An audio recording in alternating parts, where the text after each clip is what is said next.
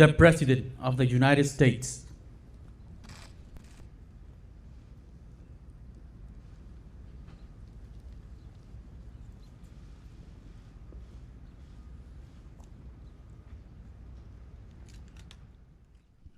Thank you very much. Thank you. It's beautiful out here this time of year. In the past 9 months, my administration has initiated the single greatest mobilization in U.S. history, pioneering, developing, and manufacturing therapies and vaccines in record time, numbers like nobody's seen before. No medical breakthrough of this scope and magnitude has ever been achieved this rapidly, this quickly, and we're very proud of it, and I had tremendous help from the military, generals, admirals, and many of the great people at the White House. Operation Warp Speed is unequaled and unrivaled anywhere in the world, and leaders of other countries have called me to congratulate us on what we've been able to do, and we've helped many countries with their ventilators and all of the problems they were having, and I'd like to congratulate everyone involved in this effort. It's been an incredible effort. As a result of Operation Warp Speed, Pfizer announced on Monday that its China virus vaccine is more than 90% effective. This far exceeds any and all expectations. Nobody thought they'd get to that level. And we have others coming which we think will be at equal level, maybe more if that's possible. In July, my administration reached an agreement with Pfizer to provide $1.95 billion to support the mass manufacturing and distribution of 100 million doses, with the option to purchase a total of 600 million doses shortly thereafter.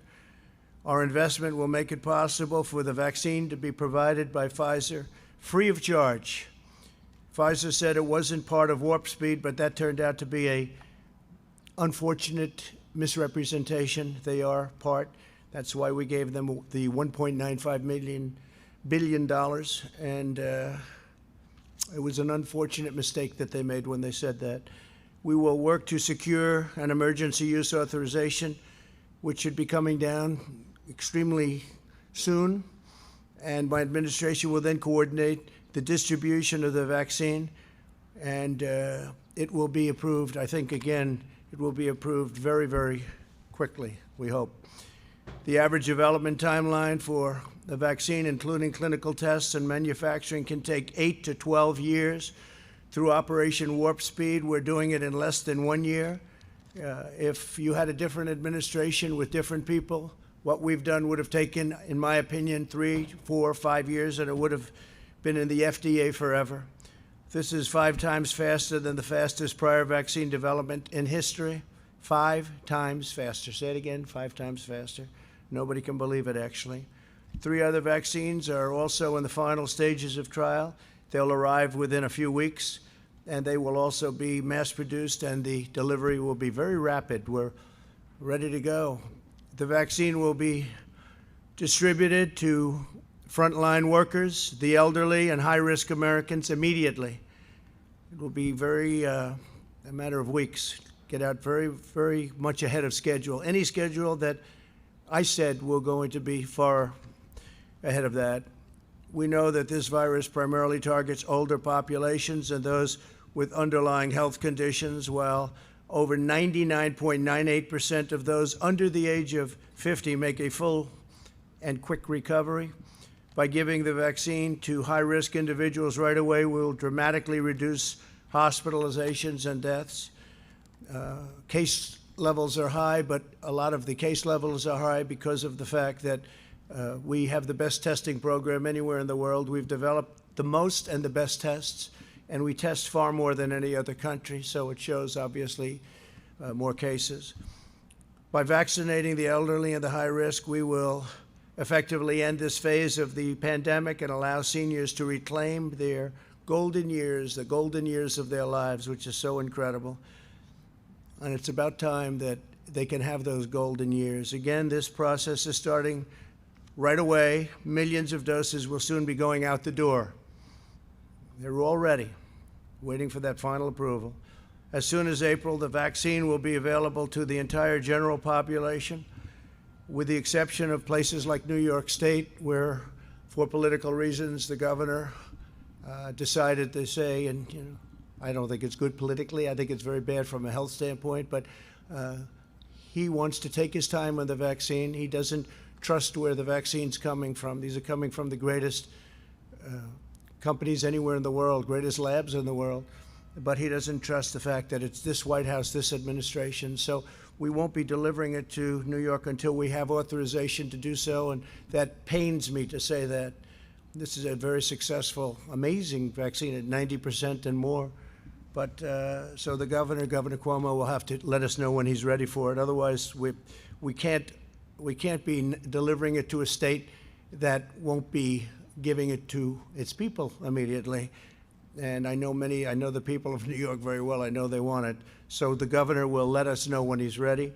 He's had some very bad editorials recently about this statement and what's happened with respect to nursing homes and his handling of nursing homes. And I hope he doesn't handle this as badly as he's handled the nursing homes. But we're ready to provide it as soon as they let us know that they'll actually use it. And again, it's a very safe and a great vaccine.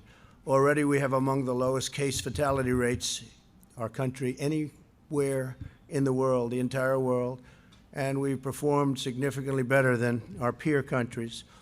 As far as therapeutics are concerned, my administration's also made critical investments in therapies that have helped reduce the mortality rate by 85%. That's, to me, one of the most exciting things. It's incredible, some of the antibody vaccines and others that have come out and have really helped people. 85%.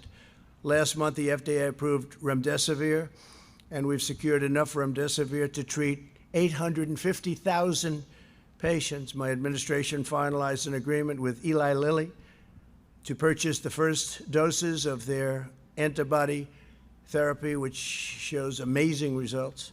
This treatment will be available completely free of cost to patients. 5,000 units have already been shipped, and many more are going out the door as we speak. We've also reached an agreement with AstraZeneca for the large-scale manufacturing of their antibody treatment, which is excellent. We expect to issue emergency use authorizations for a number of additional treatments in the near future. Tremendous promise, but remember the 85% number. That's an incredible number, but we have some tremendously promising drugs online and ready to come out.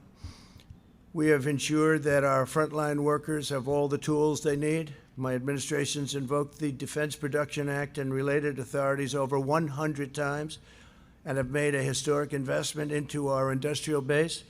All states that requested PPE from the federal government have received the PPE almost immediately upon request.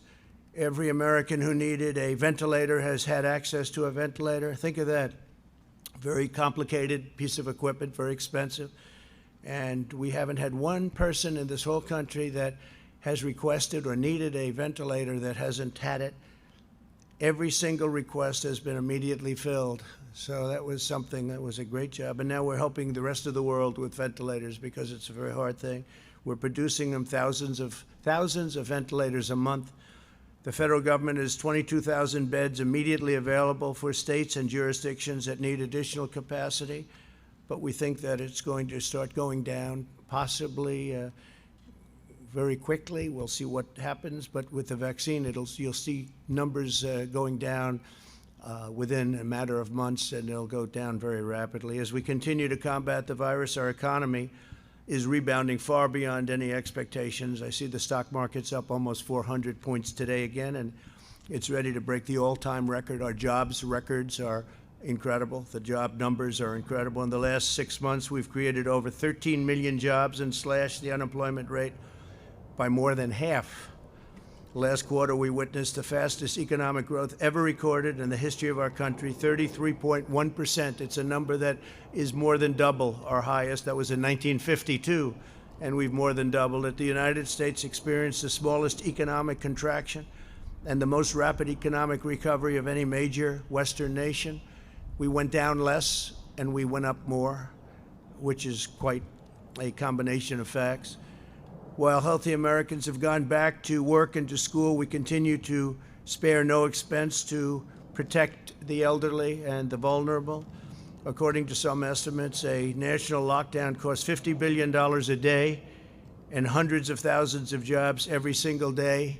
Ideally, we won't go to a lockdown. I will not go. This administration will not be going to a lockdown. Hopefully, whatever happens in the future, who knows which administration it will be. I guess time will tell. But I can tell you this administration will not go to a lockdown.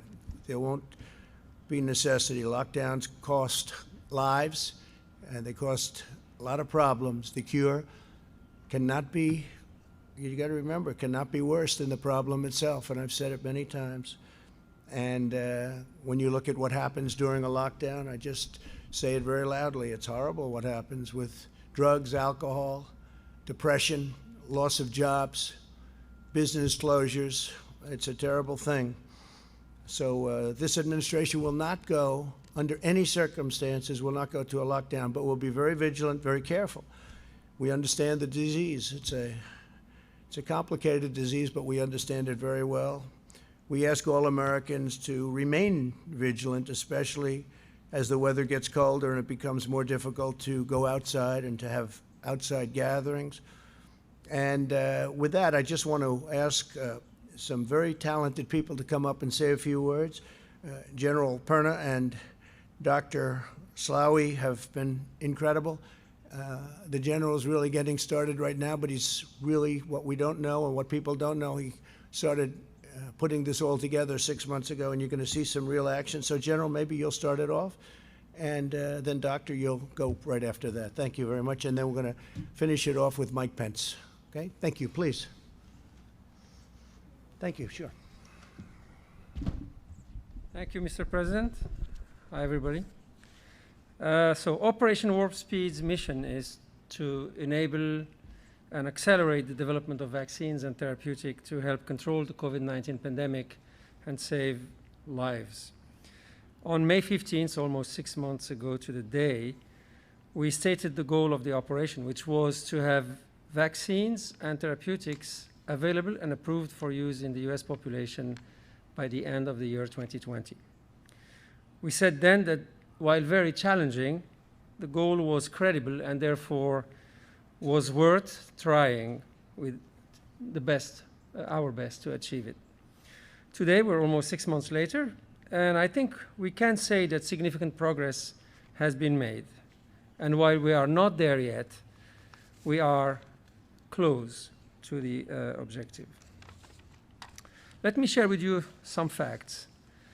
If I look at the vaccine side, we've selected a portfolio of 6 vaccines using 3 different platform technologies, and we elected to have 2 vaccines from each platform technology.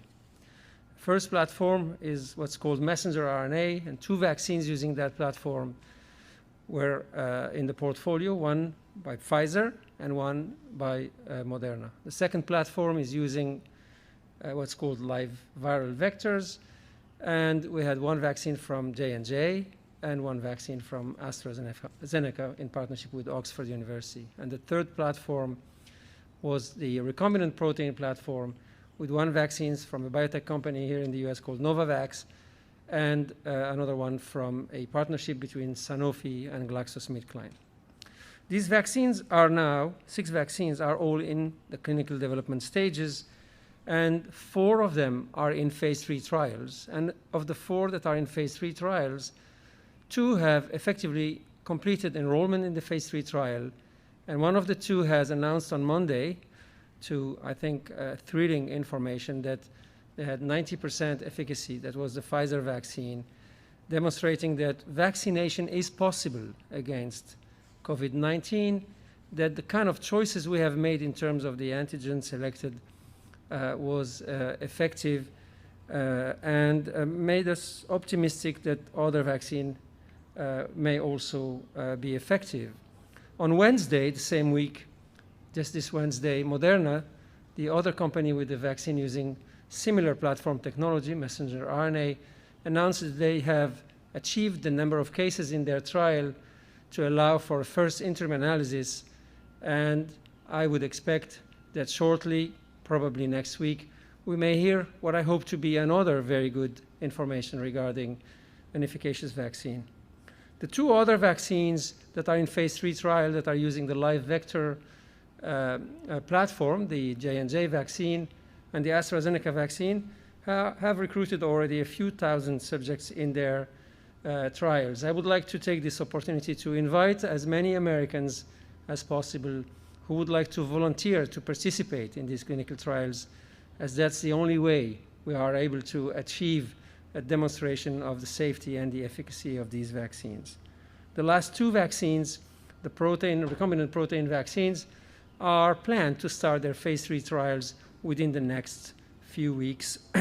And while we are developing this vaccine, we haven't only looked at the clinical development, of course, in partnership with the companies that are the sponsors for the vaccine. We also invested very significantly in the manufacturing of this vaccine in such a way as to, when we have the clinical efficacy demonstration with these vaccines, we would also have vaccine doses to be able to immunize the US population. So the two vaccines that are completing their phase 3 trial are likely to be filing their files with the FDA for a potential emergency use authorization within the next few weeks. And hopefully, if approved, they could be used for immunization in the US population in the month of December. And we plan to have enough vaccine doses available for use in the US population to immunize about 20 million individuals in the month of December, and another 25 to 30 million per month on an ongoing basis from there on. And as of the month of February or March, if we have more vaccines approved, such as the live vectored vaccine, we may be able to immunize a larger number of Americans on an ongoing basis per month. Operation Warp Speed didn't only focus on vaccines. We also looked at therapeutics, and we have worked with a number of companies developing monoclonal antibodies in particular that are able to neutralize the virus. As Mr. President said, we have announced partnerships with Eli Lilly, with Regeneron, and with AstraZeneca. And on Monday, Eli Lilly's monoclonal antibody was granted an emergency use authorization to treat patients that are infected and at risk of hospitalization. The Regeneron monoclonal antibodies have been also filed for emergency use authorization, which is currently under review and is potentially reaching approval within the next few weeks. And finally, AstraZeneca just in the last few days has received a green light to start 2 large phase 3 trials with their monoclonal antibodies supported by Operation Warp Speed to prevent the acquisition of COVID-19 disease in very frail subjects or in very high-risk subjects as a protective alternative to a vaccine. So, potentially 2 vaccines and 2 therapeutics may be granted an emergency use authorization before the end of this year. I think it's a remarkable achievement within a period of 6 to 7 months. It is important to note that this progress has been achieved without any political interference. I said it many times. And at every step has been and is being judged by independent expert bodies, whether it's when the FDA grants the green light to go into clinical trials, or whether when the data safety monitoring boards review the safety of the studies on an ongoing basis and sometimes put them on hold, as I'm sure you have witnessed with the AstraZeneca vaccine, for instance. And these same data safety monitoring boards are the independent boards of experts that analyze the efficacy of the vaccines and the safety of the vaccines and tell the companies whether they should progress with the filing of an emergency use authorization or not. So it's not the companies, it's not Operation Warp Speed, it's not the US government, it is independent experts that assess the safety and the efficacy of the vaccines that are being tested. And when the FDA will review these vaccines and these therapeutics, they will also have the advice, public advice, from boards. One of them is called the VRPAC, that is the advisory board to the FDA for vaccine reviews. After review of the data transparently and available to everybody to look into, before the FDA then make its decision to either authorize a vaccine or not authorize it. On that basis, I personally feel very comfortable to say that the vaccines and the therapeutics that we have helped develop and accelerate will be judged independently, and if approved, should be used by all in the population. Because I believe vaccination is likely to be the cornerstone among all the other measures that we have to take to help us really control this pandemic.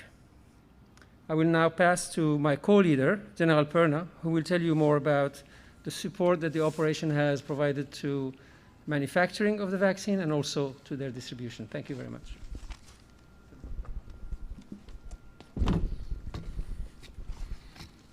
Mr. President, thank you for allowing me to continue service of our great nation as the co-leader with Dr. Moncef Slaoui on this mission. Let me start by emphasizing for me, what is Operational Warp Speed about? It is about saving lives. And it is a Herculean task that the President put us on many months ago. And as Dr. Slaoui just laid out, we are making steady progress and we are ready to execute. Through the whole of American approach, we have leveraged the best of nation in federal government, local, states, industry, and academia to expand the capacity and capability to achieve our mission. It has been powerful. We have capitalized on the best contracting, logistics, and planning experts available to synchronize and integrate all phases of the operation, from development of the vaccine, manufacturing of the vaccine, and finally distribution of the vaccine. 6 months ago, the capacity did not exist in our nation's pharmaceutical production base. We went to work building brick and mortar manufacturing facilities, bringing in the right specialized machinery and equipment, and prioritizing supply chain materials through the Defense Production Act. Today, we expect to have tens of millions of doses immediately following EUA, and we will distribute them as soon as the FDA applies the EUA. We will do that within 24 hours of the EUA. We are harnessing the strength of commercial industry and the existing vaccine delivery capabilities and infrastructure. Our nation deserves this. Vaccines will be allocated pro rata by population so that we ensure fair and equitable across. We need the states who are part of the planning to accept the vaccine. We are working closely along with the CDC, the 64 jurisdictions and states to ensure vaccine can safely and quickly get to those who need it first. And then we have plans to ensure that it spreads exponentially across our country and that no place is left without a vaccine. At the end of the day, our success is going to be judged by the availability of the vaccine as shots go in arms. It is the partnerships we have formed with the pharmaceutical companies like Pfizer and Moderna, distribution companies like McKesson, FedEx, and UPS, and pharmacies like CVS and Walgreens that have agreed to do things differently, to think, how can we get this to the American people in the most rapid and expeditious way? We will be successful because of this all of America approach, this collaboration, this effort that everybody is leading towards. I will end where I started. This is about saving lives, the lives of the great American people. And we will not rest until we are successful and that we have irreversible momentum to returning our nation back to normal. Thank you, Mr. President. Thank you, General, very much. Great job. Alex, please.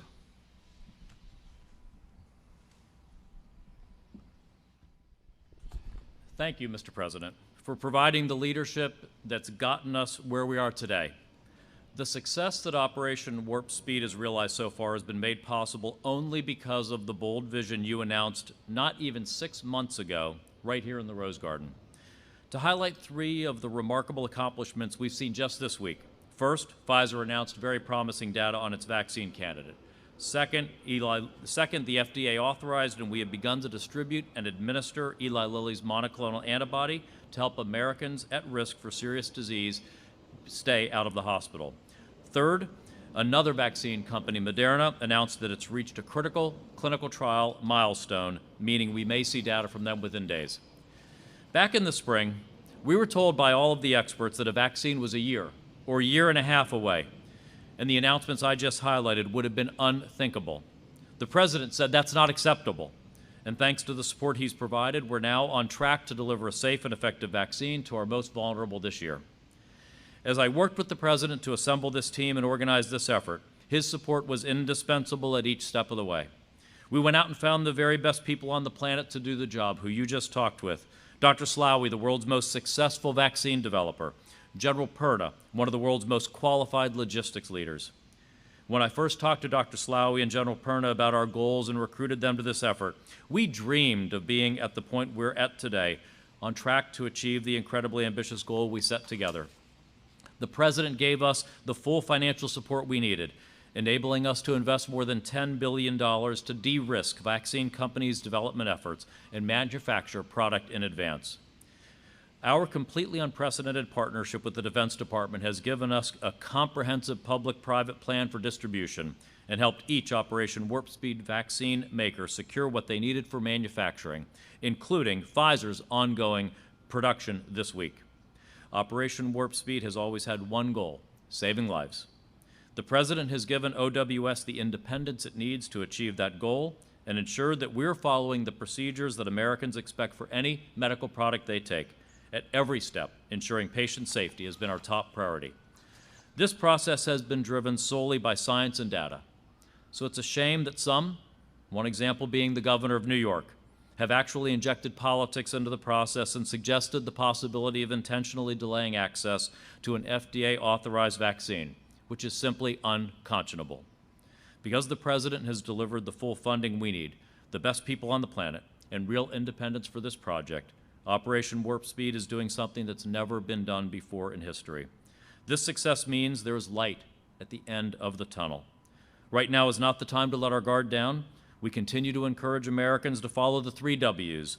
Wash your hands, watch your distance, wear a mask when you can't watch your distance, and avoid settings where you can't do those things. Because of the incredible American spirit, because of what great scientists and public servants and innovators have done through Operation Warp Speed, we have such a bright future ahead of us.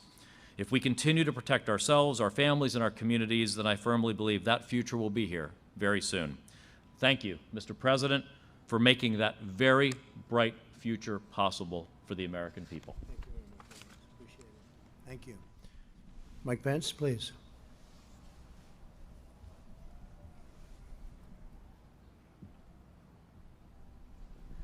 Well, thank you, Mr. President, and on behalf of the White House Coronavirus Task Force, I was grateful to just have a few minutes today to commend the team of Operation Warp Speed.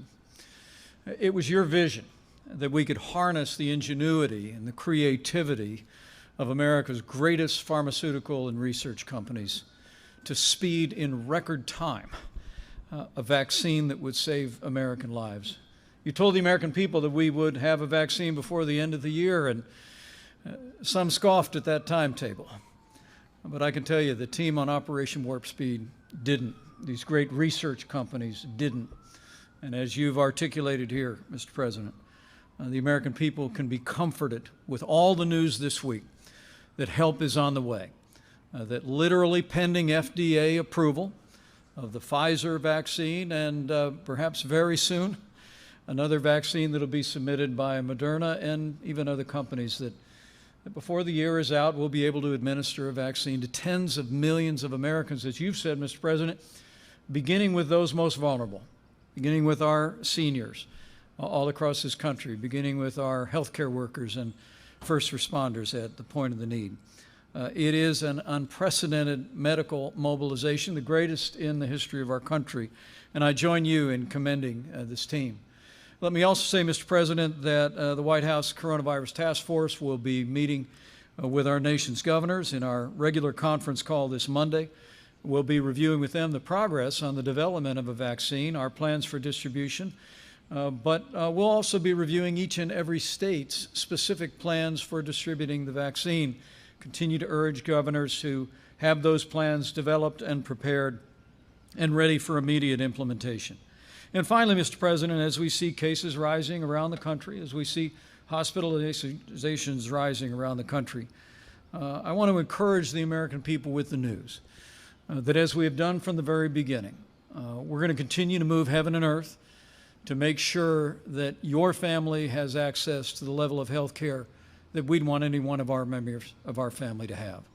I spoke to FEMA today, and as we heard reported at our last task force meeting, Mr. President, we're receiving requests from states for PPE, for personnel, but we're meeting all of those requests. And according to our team on the ground, we continue to believe that we'll be able to meet the requests for PPE and equipment, both from the Strategic National Stockpile, also from the commercial market, to make sure that those needs are all met. And the American people can also be confident because of the system that you established, that since this past July, we're actually able to track PPE, gowns and gloves and N95 masks on a hospital-by-hospital basis. So we can continue to deliver, as you said, Mr. President, on that extraordinary record in America where no American who's ever required a ventilator has ever been denied a ventilator. No American who's ever required an ICU bed has ever been denied an ICU bed. So the good news today through Operation Warp Speed, Mr. President, is help is on the way. It's on the way right around the corner. As one of the members of our task force said recently, the cavalry is coming. But we want to encourage every American that we're going to continue to make sure that our healthcare system has the resources to support the equipment and supplies that they need. And we also, Mr. President, as we see cases rising, particularly in the heartland of this country, but in communities all across America, we encourage every American, as the Secretary did and as you have, continue to practice good hygiene, wash your hands, practice social distancing, wear a mask when that's not possible. We all have a role to play. We all know what to do to protect the vulnerable, to look after our families and our neighbors and friends. And we encourage every American, with all the good news this week, to continue to be persistent in putting the health of yourself, your family, your neighbors, co-workers, and friends first. And we'll get through this, and we'll get through this together. Thank you, Mr. President. Thank you very much, Mike. And thank you, everybody. Thank you very much.